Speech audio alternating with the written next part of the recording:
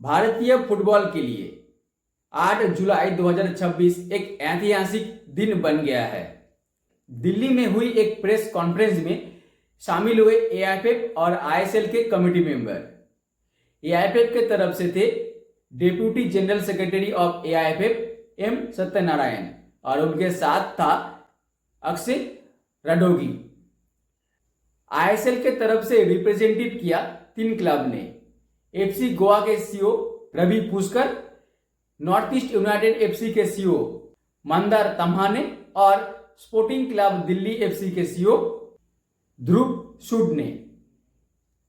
इस एग्रीमेंट के तहत अब आईएसएल के कमर्शियल राइट्स होंगे 14 आईएसएल टीम के पास और एआईएफएफ के पास रहेगा सिर्फ एडमिनिस्ट्रेटिव कंट्रोल।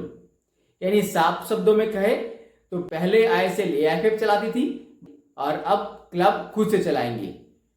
यह एक क्लब लीड कमर्शियल मॉडल है जो दुनिया भर में बड़े लीग में होता है, जैसे Premier League, Bundesliga league, La Liga league जैसे बड़े बड़े लीग भी इसी फॉर्मेट में काम करती है। एआईएफएफ के सत्यनारायण ने कहा, हम इस लीग को एशिया के सबसे बेहतरीन लीग में से एक बनाने के लिए पूरी तरह कमिटेड है। इस प्रेस कॉन्फ्रेंस में और भी कई इंपॉर्टेंट पॉइंट हमारे सामने रखे, तो चलिए पॉइंट बाय पॉइंट बात करते हैं। सबसे पहला अपडेट तो यही है, अब आने वाले आईएसएल में 14 टीम पार्टिसिपेट करेगी और 14 टीमें एक दूसरे से होम एंड अवे फॉर्मेट में मैच खेलेगी, यानी पहले की जैसे ही आईएसएल लीग चलेगी। लीग लगभग 8 महीने लंबा चल सकती है।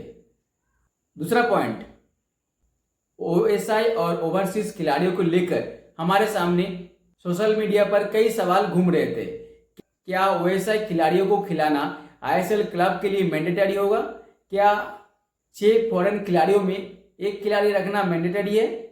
तो एआईएफएफ की तरफ से ये साफ कहा गया कि ओएसआई खिलाड़ियों को अपने टीम में रखना में कोई मैंडेटरी नहीं है।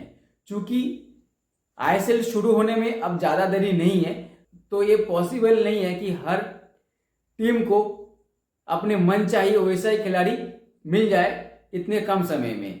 इसीलिए एआईएफएफ ने सुझाव दिया कि ओएसआई खिलाड़ी अगर चूज करते हैं तो आने वाले इंडियन फुटबॉल के फ्यूचर के लिहाज से बेहतर होगा, लेकिन ऐसा कोई मैंडेटरी नहीं है। और एक पॉइंट और भी था कि अगर ओएसआई खिलाड़ी कोई टीम में लेता है तो उसे क्या बतौर इंडियन खिलाड़ी आईएसएल में खिला सकता है? तो इसका जवाब में कहा, as per FIFA guideline foreign खिलाड़ी डिसाइड होता है पासपोर्ट देखकर। इसीलिए ओएसआई खिलाड़ी अगर आईएसएल में खेलेंगे भी तो उन्हें बतौर फॉरेनर की कोटा में ही खिलाया जाएगा। तीसरा पॉइंट, ये सुनने मिल रहा था कि नंबर 9 यानी स्ट्राइकर पोजीशन पर हर टीम को इंडियन खिलाड़ी खिलाना मैंडेटरी होगा।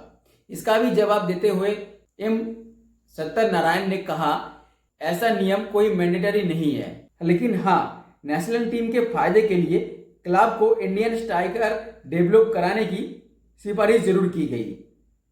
आपको बता दूं, आने वाले आईएसएल में भी पिछले बार की जैसा ही 6 फॉरेन खिलाड़ी रजिस्ट्रेशन कर सकते हैं और एट ए टाइम 4 खिलाड़ी प्लेइंग 11 में शामिल हो सकते हैं। इस एग्रीमेंट में एक एग्जिट क्लॉज भी है, जिसके तहत अगर क्लबों को लगता है कि उनके द्वारा आईएसएल सही रूप से संचालित नहीं हो पा रहा है तो 2 साल बाद क्लब इस एग्रीमेंट से बाहर भी निकल सकता है। हर एक क्लब एआईएफएफ को हर साल 1 करोड़ 10 लाख देंगे, यानी टोटल 14 क्लब एआईएफएफ को 15 करोड़ 40 लाख फीस देंगे और हर साल इस रुपया में 5 लाख की बढ़ोतरी होगी। ऐसे पहले साल में 1.1 सीआर देंगे, दूसरे साल में 1.5, तीसरा 1.2 और आखिरी और चौथा साल में 1.25 सीआर एआईएफएफ को देना होगा। प्रेस कॉन्फ्रेंस में ये भी साफ किया गया कि पिछले बार के I League champion Diamond Harbour FC ही आई लीग में पार्टिसिपेट करेगी और मोहम्मडन स्पोर्टिंग क्लब रेलीगेट होकर आई लीग खेलेगी।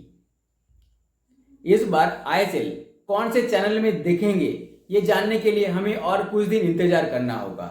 आईएसएल क्लब बहुत ही जल्द ब्रॉडकास्टिंग के लिए टेंडर जारी करेगी। कमेंट में बताओ यह club led model Indian football को कितना बदलेगा। वीडियो पसंद आई तो वीडियो को लाइक कीजिए, चैनल पर नए हैं तो चैनल को सब्सक्राइब कीजिए। मिलते हैं अगले वीडियो में। जय हिंद।